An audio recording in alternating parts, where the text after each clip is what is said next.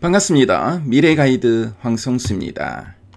간밤에 미국 증시는 연준의 엇갈린 발언과 AI 반도체 재부상, 금융실적 훈풍이 핵심 키워드였습니다. 자, 미중 갈등 우려 속에서도 기술과 실적이 시장을 지탱했었는데요. 한마디로 말씀드리면 정책 혼선 속에서도 AI와 금융이 시장의 버팀목이 된 하루였습니다. 자, 그럼 미국 증시 어떤 일들이 있었는지 차근차근 한번 살펴보도록 하겠습니다. 자, 먼저 지수부터 한번 체크해 보겠습니다. 먼저 다우존스 지수는 0.04% 소폭의 약보합으로 마감했고요.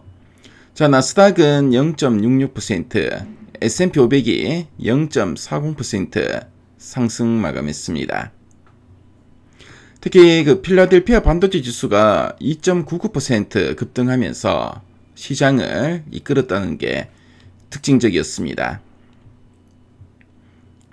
그래서 미국 증시는 금융 실적의 훈풍과 AI 반도체의 회복세가 지수 하락을 방어한 하루였고요.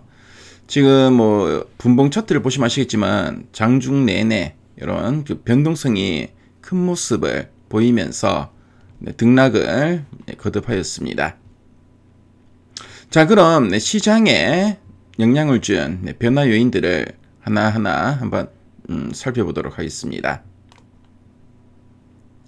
자, 시장을 가장 흔든 건 스티븐 마이런 연준 이사의 발언이었는데요. 스티븐 마이런 연준 이사는 현재 금리가 중립금리보다 높다면서 금리 인하 가능성을 시사했었습니다. 자, 근데 동시에 50 베이시스 포인트 이상의 급격한 인하는 부정적이라면서 속도 조절을 강조하였습니다. 자, 여기에다가 AI 투자 확대가 중립금리를 높일 수 있다고 언급하면서 기술 발전이 금리 체계 자체를 바꿀 수 있다는 메시지도 던졌습니다. 자, 하지만 미중 갈등이 커지면 경제 하방 리스크가 커질 수 있다고 경고했고요. 그러자 시장은 긴장감 속에 금리 상승, 주식 매도의 흐름으로 이어지는 모습이었습니다. 자, 결국 완화 시그널과 긴축 우려가 동시에 나온 하루였습니다. 자, 다음은 베센트 재무장관인데요. 베센트 재무장관은 중국과의 신뢰는 견고하다라고 강조하면서 미중 정상회담이 예정대로 진행될 것이라면서 시장의 불안을 달랬습니다. 자, 그리고 AI 산업은 버블이 아닌 초기 단계라면서 오히려 지금이 성장 초입이라고 주장했습니다. 자, 이와 함께 전략산업의 최저 가격을 설정할 수도 있다고 밝혔고요. 자, 미국 내 산업보호 정책의 강화를 시사하였습니다. 즉, 관세 리스크는 완화하되 산업 주도권은 놓지 않겠다는 복합적인 메시지였습니다. 그 결과 시장에서는 정책 리스크 완화, AI 낙관론 확산, 기술주 강세로 이어지는 모습이었습니다. 자, 이번에는 윌러 연준 이사의 목소리인데요. 자, 그는 AI는 단기적으로 일자리 감소를 일으키지만 장기적으로는 생산성을 혁신적으로 높일 것이라는 입장을 밝혔고요. 즉, 단기 고용 불안보다는 장기 성장 이익이 훨씬 크다는 입장이었습니다. 자, 그는 또 AI 덕분에 인플레 없이 2% 이상의 지속적인 성장이 가능하다라고 말했고요. 자, 미국 경제의 구조적인 전환을 자신하였습니다. 자, 여기에다가 규제보다 시장 자율이 중요하다고 했고요. 자, 유럽식 규제 대신에 실험과 혁신을 허용하자는 메시지도 던졌습니다. 자, 결국 이 발언은 시장에 AI가 단순한 유행이 아니라 정책 방향성 자체를 바꾸는 동력이라면서 이런 신호를 좀 줬고요.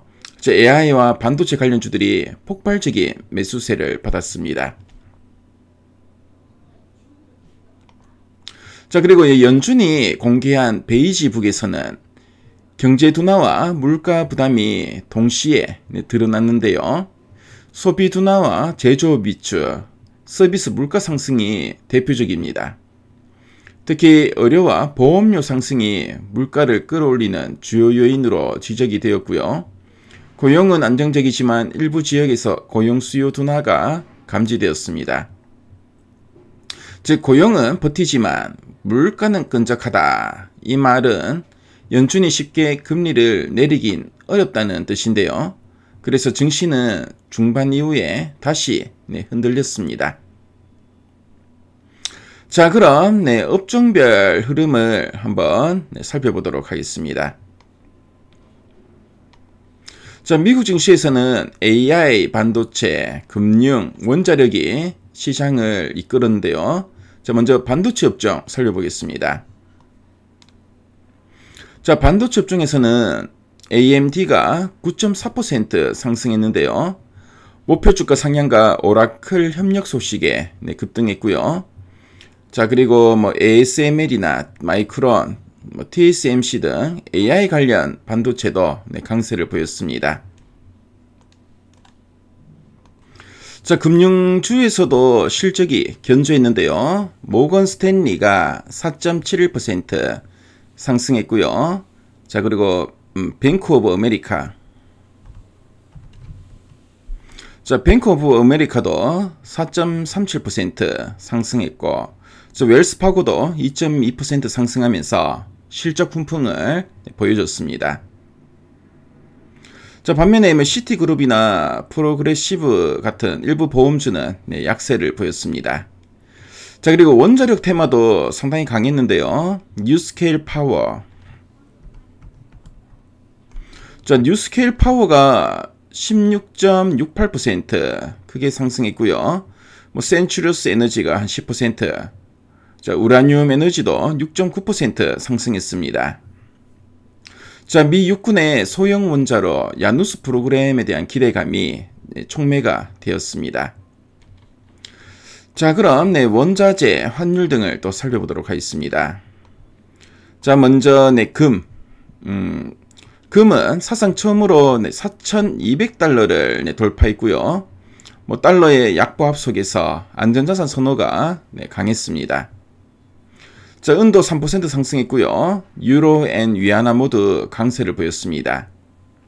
국채금리는 마이런의 발언 이후에 상승 전환했는데요. 50 베이시스 포인트 급 인하는 어렵다는 발언이 금리 반등을 유도했습니다. 자, 지금까지 미국 증시 한번 살펴봤는데요. 현재 시장은 정책 혼선 속에서 실적과 테마의 힘겨루기 구간이라고 할 수 있겠습니다.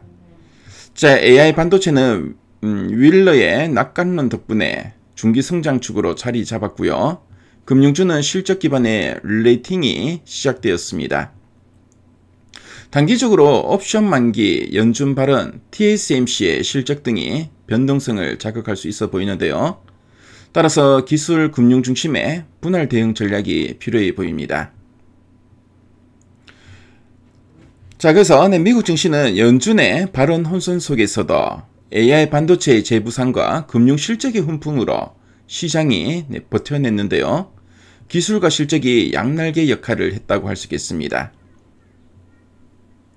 자, 이제 TSMC의 실적 발표와 옵션 만기일이 겹치면서 단기 변동성이 확대될 가능성이 있어 보이는데요. 자, 이 점을 여러분들 참조하셔야 될 것 같습니다. 자, 흔들리는 장세일수록 중심을 잡고 테마보다는 실적을 보는 전략이 유효해 보이는데요. 자, 오늘 하루도 여러분들 꼭 성공 투자하시기를 제가 빌겠습니다. 자, 요즘 비가 온 뒤에 공기가 많이 좀 차졌죠. 요즘 감기 환자도 많던데요. 건강 유의하시고요. 오늘 하루도 힘내시길 빌겠습니다. 네, 지금까지 미래가이드 황성수였습니다. 감사합니다.